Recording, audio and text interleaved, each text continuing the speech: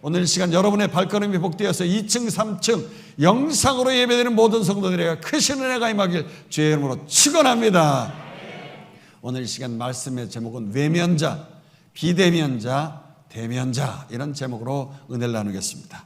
여러분, 마태복음은 계속해서 예수 그리스도를 새롭게 세상을 통치할 위대한 메시아 왕으로 선포하고 있습니다. 할렐루야. 왜 그렇습니까?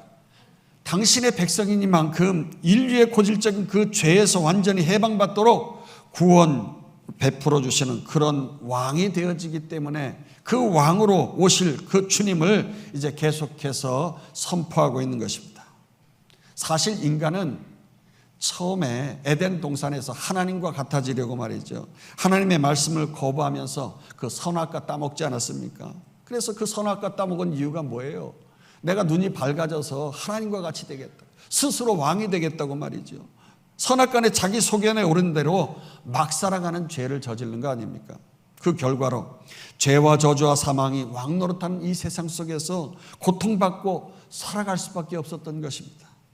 그런데 웬 은혜인지 웬 사랑인지 이제는 나 자유 얻었네, 너 자유 얻었네, 우리 자유 얻었네, 할렐루야. 그러면서 만왕의 왕 예수가 다스리시니까 이때에 우리가 잠깐이나마 이 땅에서도 하나님 나라 천국을 누리게 되어지는 줄로 믿습니다. 그러나 여러분, 그럼에도 불구하고 이런 왕 대신 예수 그리스도의 다스림을 거부하고 말이죠, 끝까지 자기 스스로 그 왕의 자리에 올라서 말이에요, 그 자리를 고수하며 지키려는 사람들이 있는 것이에요. 그렇습니다. 여러분, 내가 왕이 되려고 하는 사람, 그 자리를 지키려고 하는 사람은요, 늘 그 왕의 자리를 뺏기지 않으려고 말이죠, 두렵고 자기의 뜻대로 안 되니까 소리 지르고 분노하고 말이죠, 결국 자기 자신 외에는 모두를 죽이면서 세상을 소란케 하는 지옥 가운데 살아가는 자들이 있는 것이에요. 오늘 본문의 헤롯 왕처럼 말입니다. 그래서 1절은 이렇게 말씀하고 있어요. 헤롯 왕 때 예수께서 유대 베들레헴에 나심에 동방으로부터 박사들이 예루살렘에 이르러 말하되, 이 헤롯은 헤롯 대왕이라고 불릴 정도로 유대 역사상 다윗 왕만이 대왕이라고 불렸는데, 이 다윗과 맞먹을 정도로 말이죠, 헤롯이 대왕이라고 불렸어요. 왜 그렇습니까? 그는 정치, 경제, 또 도시의 그 건축물을 많이 남길 정도로 큰 업적을 남겼기 때문에 그렇습니다. 심지어 다윗 왕도 이루지 못한 성전 건축도 한 인물이에요. 그는 원래 야곱의 형 에서의 후예로서, 즉 에돔 사람이에요. 그러니까 다윗 왕의 계보에 들어갈 수가 없는, 이스라엘의 왕이 될 수가 없는 사람인 것이에요. 그런데 워낙 정치 수단이 뛰어나가지고 나 좀 왕 삼아주세요, 그렇게 로마에 막 아부해가지고서 처음에는 다스리는 땅 없이 너 그냥 왕이라면 직함만 가지고 그냥 왕이 되라, 로마에서 그렇게 왕의 직함만 줬어요. 그랬더니 저가 열심히 갈릴리 주변에 있는 도적대들을 막 소탕을 하고 말이죠, 전쟁도 막 치러가지고 땅을 넓히는 거예요. 전쟁을 하다 보면 뭐가 생겨요? 전리품이 생기니까 이 전리품을 자기가 먹는 게 아니라 로마로 보내가지고 다시 로마를 설득해가지고서 드디어 로마의 원로원으로부터 너 그러면 유대의 분봉왕이 되라, 그래 분봉왕으로 이제 땅을 임명받은 거예요. 그러다 보니까 야, 정말 저가 에돔 사람이기 때문에 어떻습니까? 그 이스라엘 사람들, 유대인들이 그렇게 호락호락 저들의 왕으로 받들어 인정하지 않잖아요. 그러니까 이번엔 또 유대 백성들의 민심을 사기 위하여서 유대 왕족 여자와 결혼을 했어요. 그래서 정통성을 인정받고자 한 것입니다. 그러면서 그냥 맨날 뚝딱뚝딱 하면서 다 쓰러져가는 그 이스라엘의 그 수르바벨 성전이 있었는데, 그 수르바벨 성전을 다시 건축을 해가지고서 자신의 이름을 따가지고서 삐까번쩍한 헤롯 성전을 건축을 했어요. 자, 이 헤롯 성전이 얼마나 이렇게 아름답고 큰지요. 그러면서 옛다, 너희가 좋아하는 성전 아니냐, 그러니까 이 성전 받아라 말이지. 그리고 이 예루살렘 성, 이 성도 다 차지해라고. 나는 아주 쿨하게 이 피비린내 나는 그 예루살렘 이 성에서 짐승이나 태워서 연기나내는 이러한 곳에서 내가 있을 사람이 아니라고. 저 바닷가 쪽으로 가가지고서 나는 그 향기 없는 그 냄새 나지 않는 맑은 공기 쐬면서 말이죠 살겠다.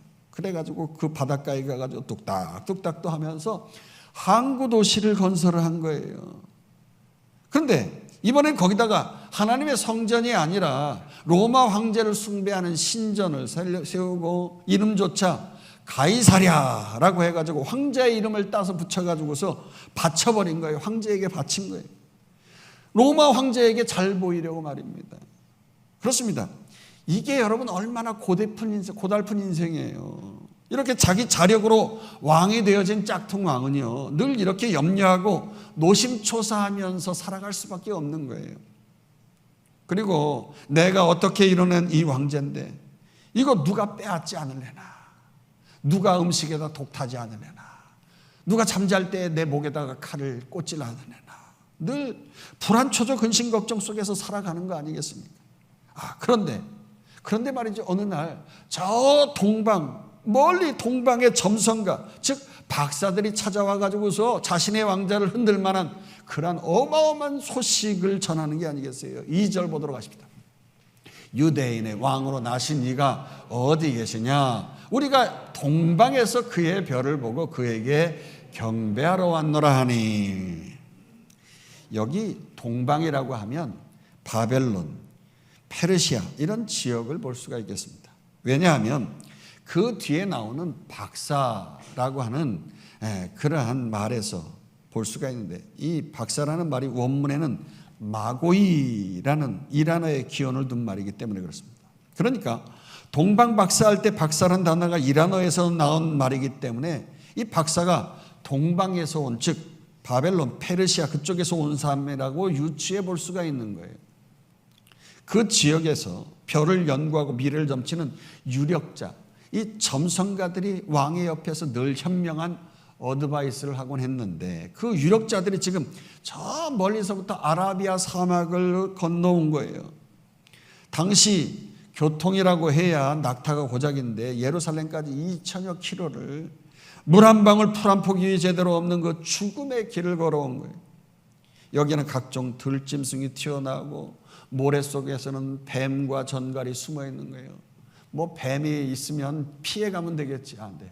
여러분, 사막의 뱀이 말이죠, 그 뜨거운 모래 속에 몸을 다 집어넣고 그냥 머리만, 저 사진에는 몸통도 나와 있습니다만 머리만, 눈하고 저 머리 위에 뿔처럼 튀어나와 있는 저 불뱀이라고 하는 거예요. 성경에서는 그 숨어가지고서 있는데 발로 밟았다가는요 그냥 그대로 물려서 죽는 거예요. 뭐 옛날에 무슨 해독자가 있기로 전갈이 숨어 있지요. 아니, 그것보다 제일 무서운 게 뭡니까? 사람이에요. 예로부터 페르시아에서는 알리바바와 40인의 도적대라고 하는 이런 동화가 있잖아요. 우리나라에까지 전래가 될 정도로 그 무시무시한 도적대들이 있는 거예요. 열려라 참깨 하면서 말이죠, 그 그 떼강도들이 언제 어디서 나와가지고 사람을 죽일지 모르고 말이죠, 물건 다 빼앗아서 가지고 자신의 동굴 속에다가 열려라 참깨 해놓고 다 집어넣고 숨겨놓고 그냥 꺼내먹고 말이죠. 그런 험한 길을 가야 되는 거예요. 거기다가 그런 길에 무슨 내비게이션이 있습니까? 그것도 아니고 별을 보고 찾아왔다고요? 그리고 그 왕에게 경배하겠다고 그럽니다. 저들이 이렇게 생명을 건 열정으로 봐서 이거 그냥 헛소리로 넘길 예사로운 말이 아닌 거예요. 진짜 왕이 났다니 말이죠. 지금 짝퉁왕 헤롯 왕이 이제 자신의 시대는 끝났다, 이런 생각이 막 문득 드는 거 아니겠어요? 그러니 헤롯 왕 입장에서는 정말 기절초풍할 이러한 소식을 들은 거예요. 더욱이 도대체 진짜 이해가 안 가는 건 말이죠, 유대 땅의 백성들이 자나깨나 자신의 민족 메시아, 그 메시아 왕이 이 땅에서 날 것이라고 그토록 기다리고 고대하고 고대했는데, 아니 이 유대 땅에 있는 이 백성들은 아무도 어느 누구도 몰랐다고 하는 거 아니겠어요? 유대 왕인 자신도 전혀 그것에 대해서 관심은 없지만은 그저 귀동냥으로 어렴풋하게 그 메시아가 있다는 말을 들었을 뿐이지만, 아니 그 먼 곳에 있는 사람들이 남의 나라에 왕 메시아가 태어난다고 뭐 그게 궁금하다고 말이지요. 생명을 걸고 그 메시아에 대한 정보를 듣자마자 처음으로 이곳에 왔단 말이냐 말이죠. 야, 누가 그 유대인의 왕으로 나신 이가 있다는 그 망언을 해가지고서 저들이 이 망언을 듣고 말이죠, 이곳에 왔단 말이냐 말이에요. 이게 헤롯에게 무척 궁금했던 거예요. 그러나 헤롯이 그렇게 궁금했던 그걸 여러분, 우리는 성경 말씀을 통해서 늘 수시로 듣고 있지 않습니까? 할렐루야. 야, 얼마나 감사해요.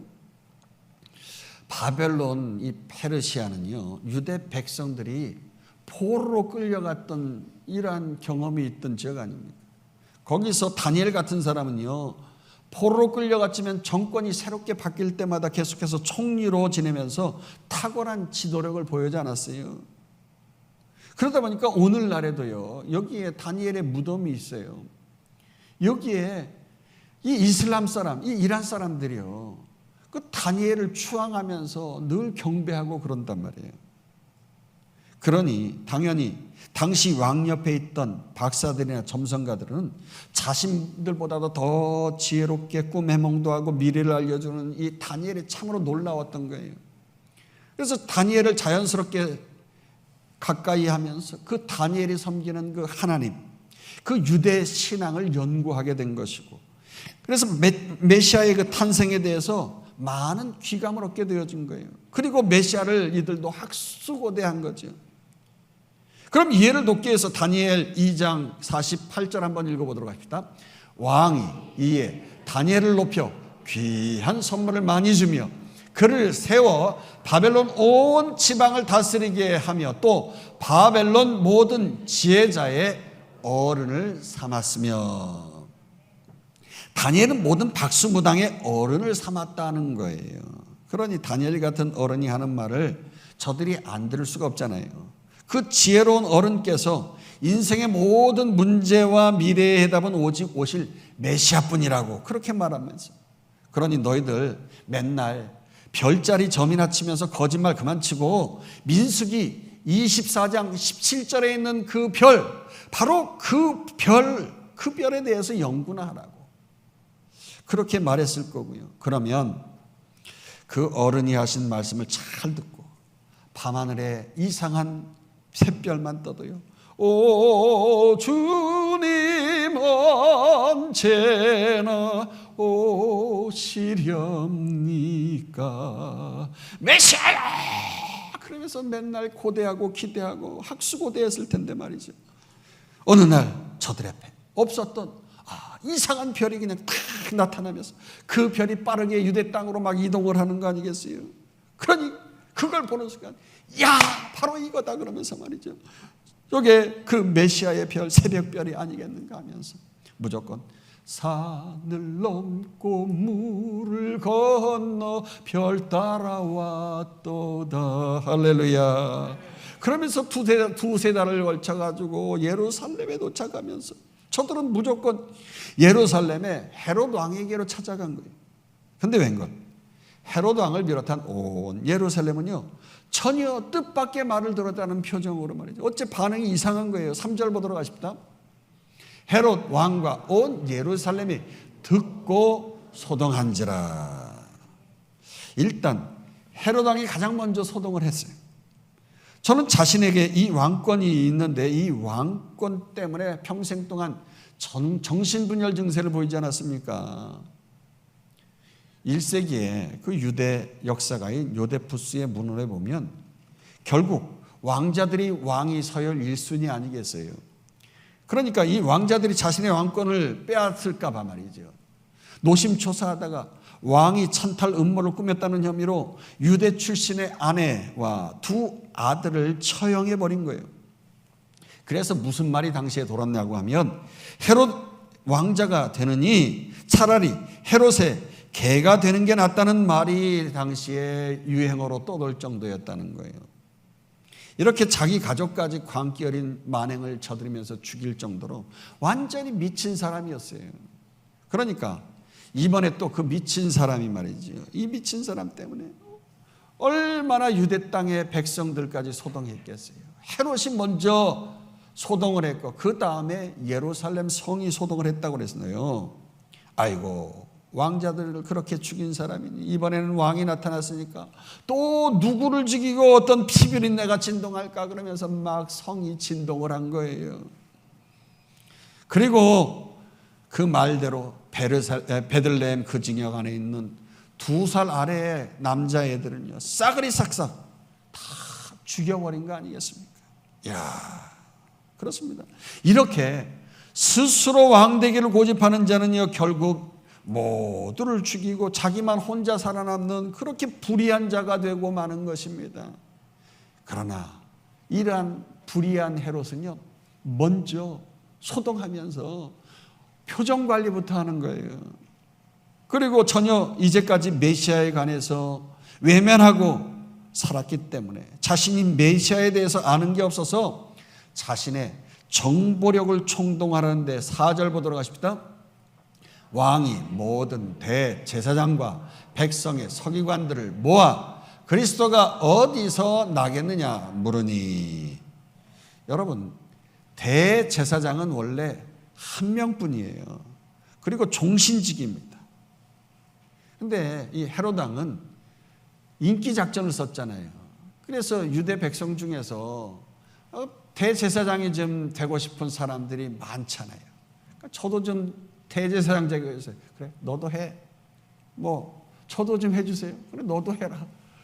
자기가 뭐 하나님 믿는 건 아니니까 니들이 알아서 그냥 뭐 그냥 하든지 말든지 막 그냥 하나님 외면하고 말이죠. 인기만 얻으면 되는 것이니까. 모든 사람들 제사장이라고 할 정도로 여러 명에게 대제사장직분을 남용한 거예요. 그리고 또 서기관들은 백성의 서기관이라고 불렸습니다. 귀족적인 사두개인과는 달리 이 서기관은요 친서민적인 바리새인들이 많았어요. 그래서 백성들의 인기가 높았던 바리새인들인데 저들은 백성들의 존경과 또 상당한 기득권을 누렸던 사람들이에요. 근데 예수가 어디서 나겠느냐 헤롯 왕의 물음에 거의 인간 컴퓨터 수준으로 말이죠 정확한 정보를 알려주는데, 자 마태복음 5장 6절 한번 2장 5절 6절 보도록 하십니다. 계속해서 이르되 유대 베들레헴이오니 이는 선지자로 이렇게 기록된 바, 또 유대 땅 베들레헴아 너는 유대 고을 중에서 가장 작지 아니하도 내게서 한 다스리는 자가 나와서 내 백성 이스라엘의 목자가 되리라 하였음이니이다. 이거는요 주전 8세기 전에 미가가 예언한 미가서 5장 2절의 말씀을 토시 하나 틀리지 않고 저들이 알려준 거예요. 선지자로 이렇게 기록된 바 하면서 말입니다. 참으로 저들의 성경 지식이 놀랍지 않습니까? 그렇습니다. 그 왕 오실 메시아는요 결코 이렇게 성경의 말씀 구절처럼 군주적 통치자로 미치광이 헤롯 왕처럼 그런 공포의 왕으로 오신 게 아니라 보니까 6절 후반절에 뭐라고 했어요? 다시 성경을 띄워보세요. 거기 보니까 저 분홍 색깔 밑에 오른편에 이스라엘의 왕이 되리라 그러지 않고 목자가 되리라고 했어요. 온유하고 겸손한 선한 목자로 오신 줄로 믿습니다. 그래서 백성들을 선하게 참 생명의 말씀으로 먹이고 푸른 초장 쉴 만한 물가로 인도하시는 목자로 오셨어요. 그러니 비록 이 세상에 악이 성행하고 참죽일 쌓여도 말이죠 그 선한 목자께만 딱 붙어가지고 늘 대면하기만 하면, 그분과 교통하고 교제하기만 하면은 비록 악이 성행해도 해를 두려워하지 않을 것은 주께서 나와 함께 하시기 때문에 늘 교통하기 때문에 승리하는 인생 살아갈 줄로 믿습니다.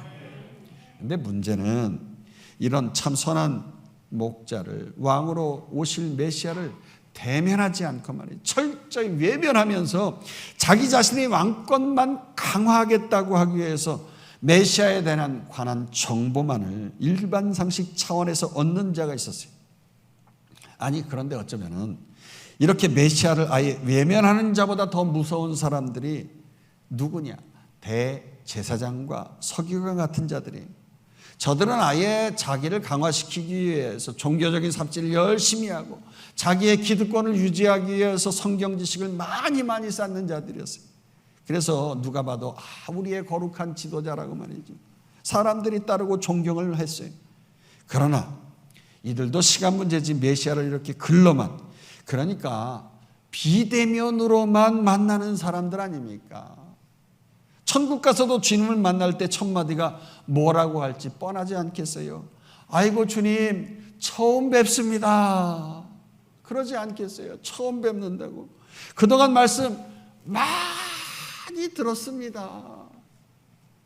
그러니까 만나서 직접 대면에서 교제하지 않고 말이죠, 영상으로만, 책으로만 예수님을 만나는 사람들이에요.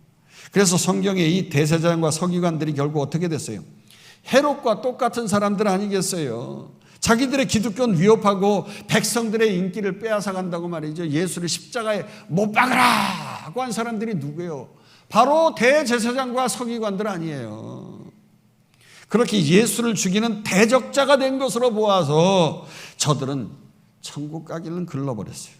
그나마 헤롯은 자기를 따르고 존경하는 사람들이 하나 없기 때문에 단지 사람들 육신으로만 그냥 죽이는 것으로 끝났지만은, 어찌 보면 이들은 헤롯보다 더 무서운 살인자들이에요.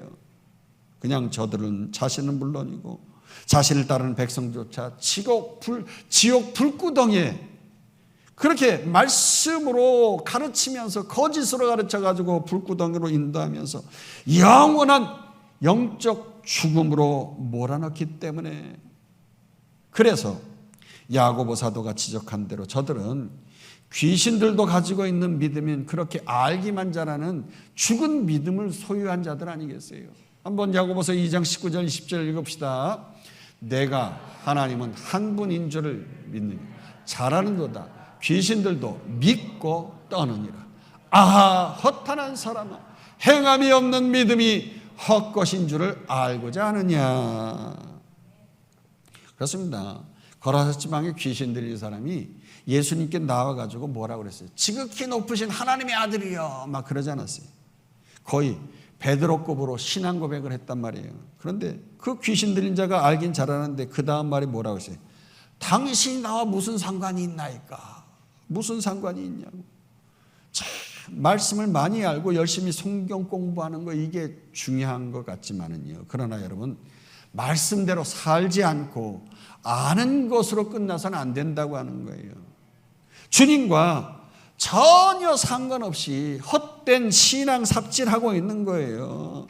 말씀으로 주님을 직접 대면하면서 만나고 그 말씀으로 삶 가운데서 살아가면서 일상의 삶 속에서 말씀이 풀어져 나와야 하는 것이에요. 할렐루야.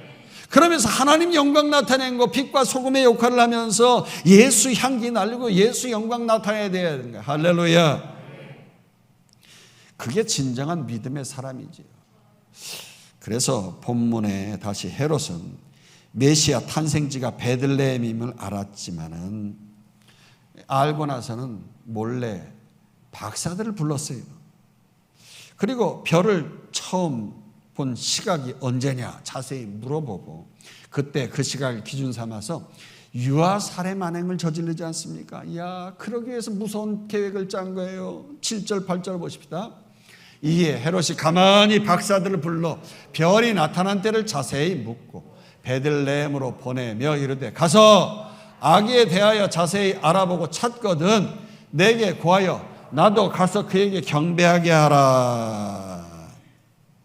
나도 가서 그에게 경배하게 하라. 야, 정말 그렇습니다. 그야말로 헤롯은 인류 구원자 아기 예수를 경배할 수 있는 최적의 환경과 기회가 그 누구보다도 가장 먼저 주어졌어요. 저에게는 동방박사나 대제사장들이나 서기관들 같은 정보통들이 있지 않습니까? 그리고 또 찾아가서 얼마든지 경배할 수 있는 그 좋은 왕으로서의 환경과 교통편도 있었잖아요. 아니, 그냥 마음만 먹으면 말이죠, 한 발짝도 안 가고, 여봐라, 그 메시아 왕을 직접 모셔오거라, 예수님을 직접 모셔와서 대면해가지고 경배할 수도 있었어요. 그러나 여러분, 자기가 왕인 자는 절대 누구도 경배하지 않는 거예요. 예배치 않는 것입니다. 내가 최고이니까 내가 경배받아야지. 누가 경배받아요? 왕 노릇하기 바쁜데 무슨 예배를 해요? 누구를 예배합니까? 그저 박사들만 베들레헴에 보내면서 아주 거짓 술수를 쓰는 거예요. 그러니까 오신 메시아를 경배하는 게 아니라 아주 처단하기 위해서 쇼를 부리는 거예요. 완전 짝퉁 가짜 경배 술수를 쓰지 않습니까? 자기도 경배하겠다고 그러면서. 그런데 성탄을 이런 가짜 짝퉁의 경배 술수를 쓰는 것이 비단 이때뿐만 아니에요. 지금도 오늘날도 똑같은 패턴으로 거짓 성탄의 기쁨을 말하고 사람들이 결국 예수 그리스도 없는 메시아를 죽이는 성탄을 만들어버리는 게 오늘날의 시대에도 있어요. 그래서 아예 기쁘게 예수 그리스도를 예배하라고 하는 이 메리 크리스마스라는 인사말까지 뭐라고 바꿔버립니까? 예수를 빼고 경배, 예배를 빼고 뭐라고 해요? 행복한 휴일을 보내라고. 해피 할러데이. 그러는 해피 할러데이. 야오 신나는 휴일이다. 할러데이라고. 신나게 노는 날이라고 말이죠. 그렇게 인사하게끔 하고 말이죠. 심지어 기독교 국가라고는 미국에서도 공식적인 데서는 메리 크리스마스라는 이런 말을 쓰지 못하게 하고 해피 할러데이라고 그래요. 예수 그리스도를 경배치 말고 예배치 말고 예배라고 하는 메리 크리스마스, 메리라고 마스 크리스마스 그리스도를 마스 예배하지 말고 세상나게 빠져서 먹고 마시고 취해버려라. 홀리데이로 살아라. 사람들끼리 모여가지고 선물 교환하고 산타 만들어서 산타 선물 받고 그것으로 끝내라. 그러는 그렇게 헤롯과 같이 거짓 성탄의 영성으로 반기독교 세상을 만들어버린단 말이에요. 자, 이제 동방 박사들은 이런 헤롯의 반기독교적인 음모를 눈치채지 못하고 귀한 정보를 얻자마자 지체 없이 밤길 여행을 재촉하는 것입니다. 왜 그래요? 아기 예수를 만나서 경배하기 위해서 예루살렘 관광이고 휴식이고 쉬지 않겠다는 거예요. 예배에 집중하기 위하여서 아기 예수께 경배하겠다고 말이죠. 생명 걸고 그 밤에 떠난 거예요. 9절 보도록 하십시다. 박사들이 왕의 말을 듣고 갈새 동방에서 보던 그 별이 문득 앞서 인도하여 가다가 아기 있는 것 위에 머물러 서 있는지라. 그 별이 문득 앞서 인도하여 갔다. 이렇게 참으로 예배하고자 하는 자에게 결코 거저가 없는 것입니다. 아무리 앞길이 칠흑같이 어두울지라도 문득 별이 나타나는 거예요. 문득. 하나님께서 천지 만물을 창조하셨으니까 이 천지 만물을 움직여서라도 말이죠. 앞길을 빛으로 환하게 인도해 주시고 참 쉽고 더 안전하게 형통한 길로 인도해 주신 줄로 믿습니다. 2023년도 한 해에도 여러분의 삶 속에서 문득 하나님께서 이 자연 만물을 통해서라도 움직여 주시어서 나의 직장과 사업장과 우리의 자녀들을 인도해 주시길 주의 이름으로 축원합니다. 그 인도해 주시면 어떻게 인도해 주셔요? 그야말로 메가톤급의 기쁨으로 채워주시면서 더욱더 왕을 잘 섬길 수 있게끔 아주 굳건히 세워주시는데 10절 보도록 하십시다. 그들이 별을 보고 매우 크게 기뻐하더라. 여기 원어에는 저들의 기쁨이 최상급으로 잘 나타나 있어요. 매우라는 말이 있고 크게라는 말이 있고 기뻐한다는 말 세 가지로 나누어 있어요. 먼저 매우는 헬라어로 메가라는 말이에요. 메가. 많이 들어봤죠? 메가톤급이다 이런 말 들어봤잖아요. 메가톤급이라고 하는 것은 100만 배란 말입니다. 그럼 메가톤급도 모자라서 거기다 크다라는 말이 붙어 있단 말이에요. 큰 메가톤급, 큰 100만 배만한 것인데 그 100만 톤급이 몇 배가 더 기쁘냐? 2번 기뻐하더라 그랬어요. 그러니까 더블로 기쁜 거예요.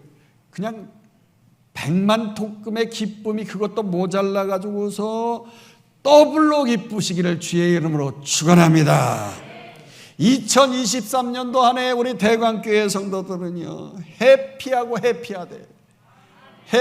해피하되 매우 큰 기쁘고 기쁜 메가톤급의 기쁨이 넘치길 주의 이름으로 축원합니다.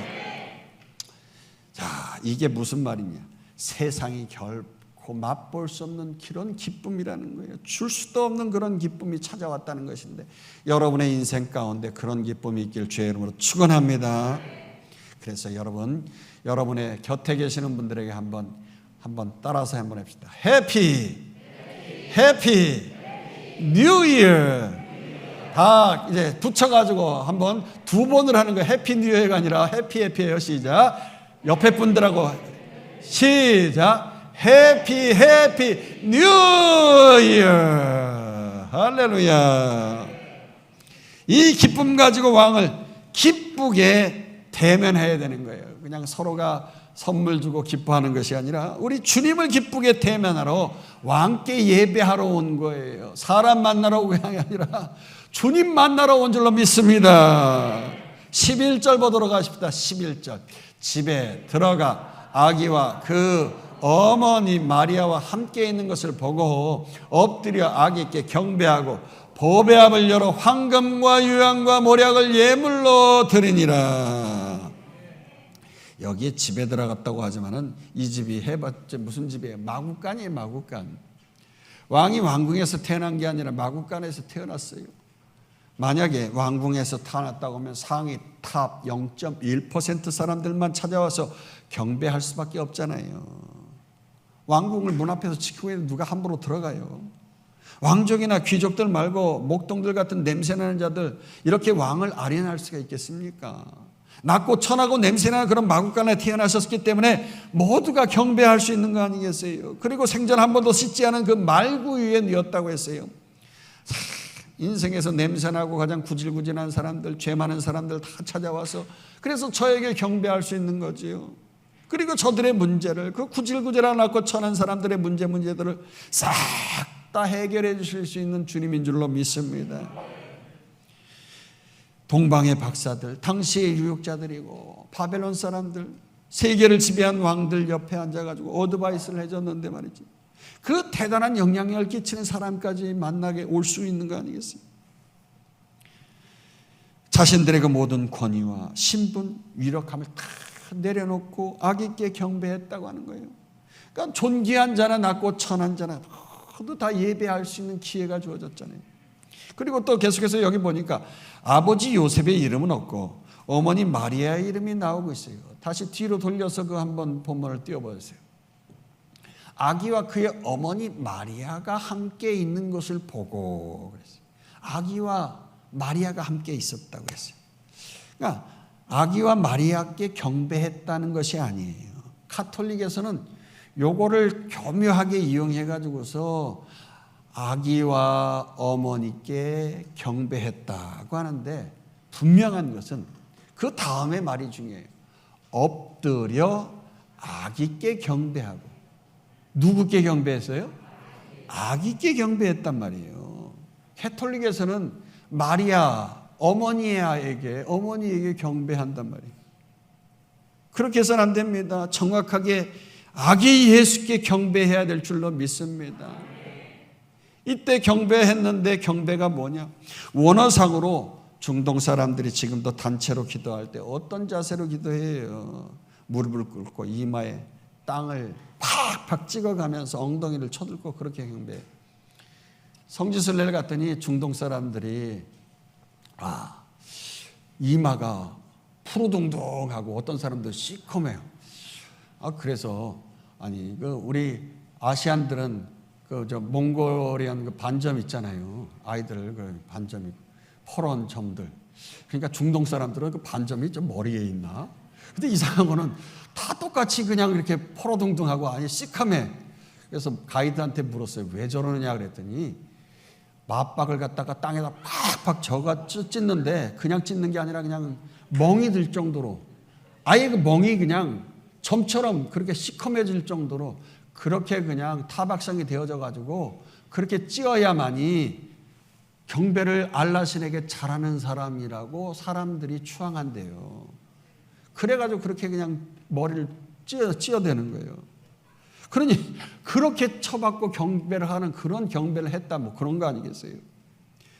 그 누구도 생전에 아무도 경배받지 않으셨었는데 우리 주님이, 아기 주님이 초라한 그 주님께서 처음으로 그런 대단한 경배를 받으신 거예요. 그러니 경배할 때에 서로가 얼마나 머쓱했겠어요. 경배 받는 사람도 경배하는 사람도 아예 머쓱한 거 아니겠어요?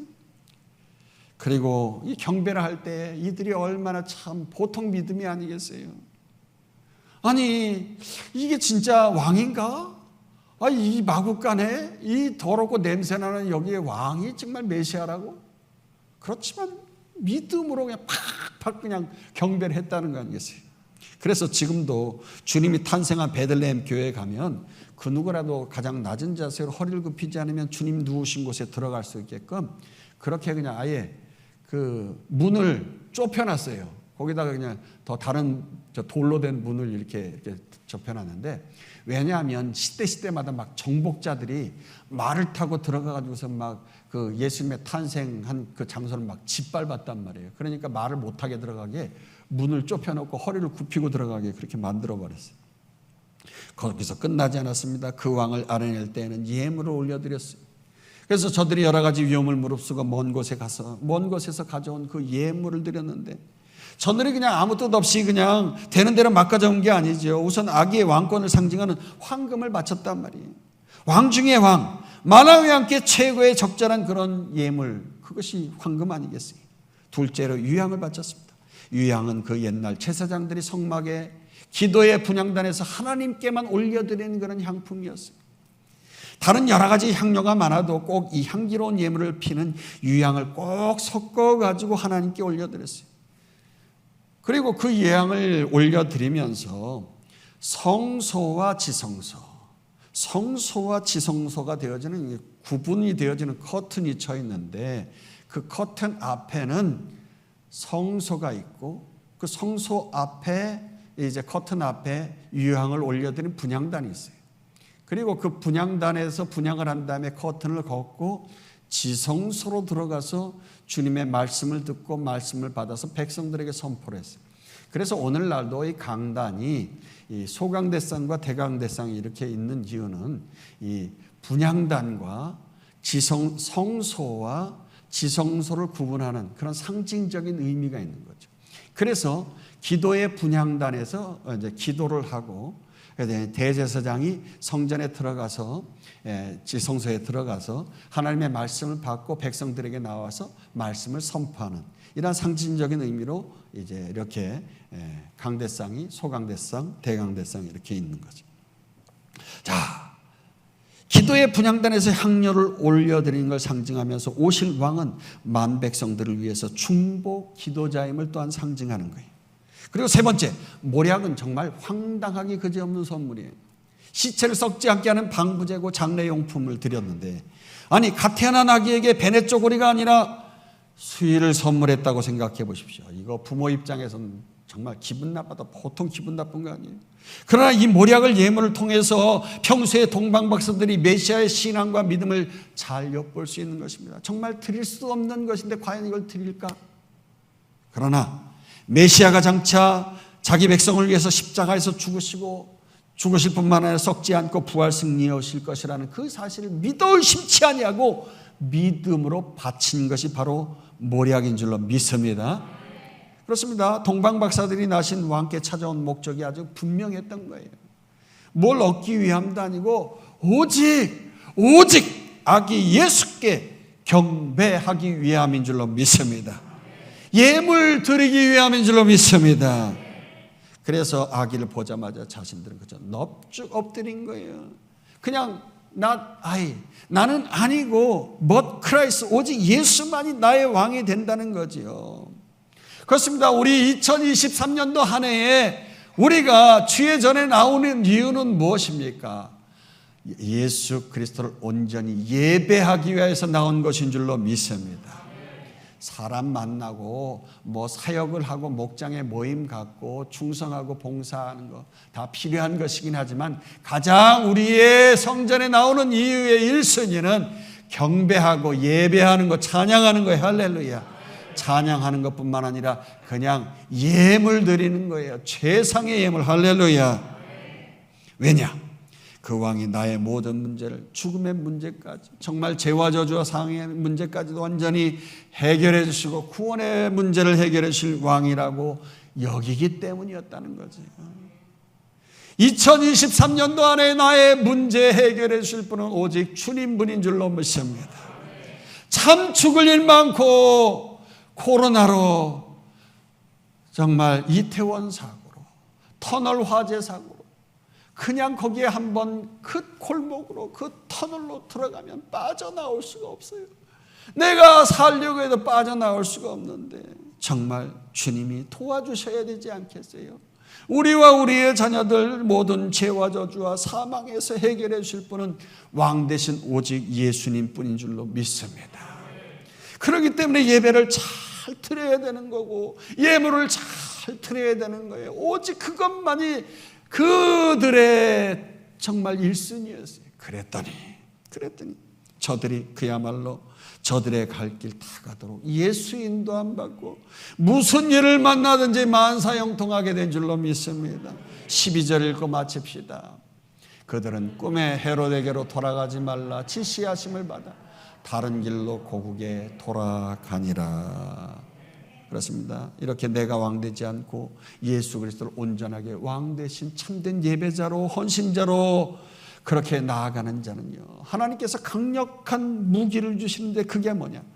바로 그분의 통치와 지시가 있는 거예요. 왕을 나의 주권자로 모시니까 왕이 여봐라 하고 주권, 그 통치 아래서 우리가 살아가니까 문득 그 주권자가 우리의 인도자 되시는 줄 믿습니다.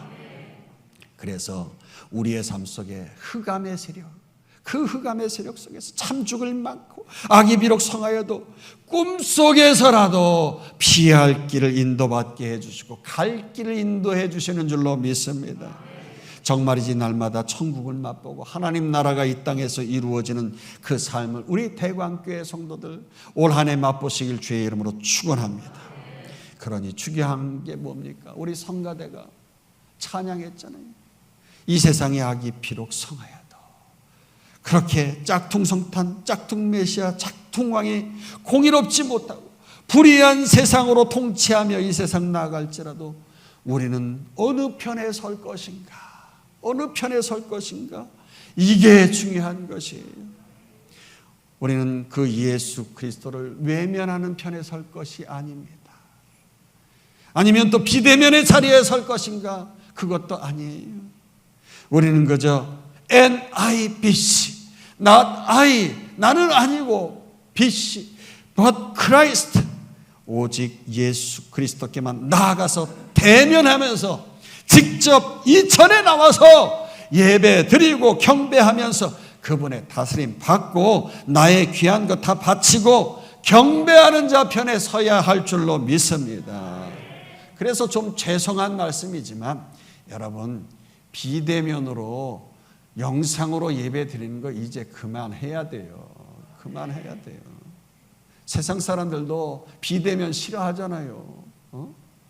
그럴 때 여러분, 악이 비록 성하여도 가짜 신앙, 가짜 성탄, 가짜 왕이 득세를 해도 날마다 우리의 인생에 문득 온유하고 겸손하신 선한 목자의 통치를 받으면서 세상이 알 수 없는 평화, 줄 수도 없는 축복 충만하게 넘치게 될 줄로 믿습니다. 올 한 해 우리와 우리의 자녀들 말이지요, 이런 기쁨과 인도하심 속에서 늘 살아가는 한 해 되기를 주의 이름으로 축원합니다. 축원합니다. 축원합니다.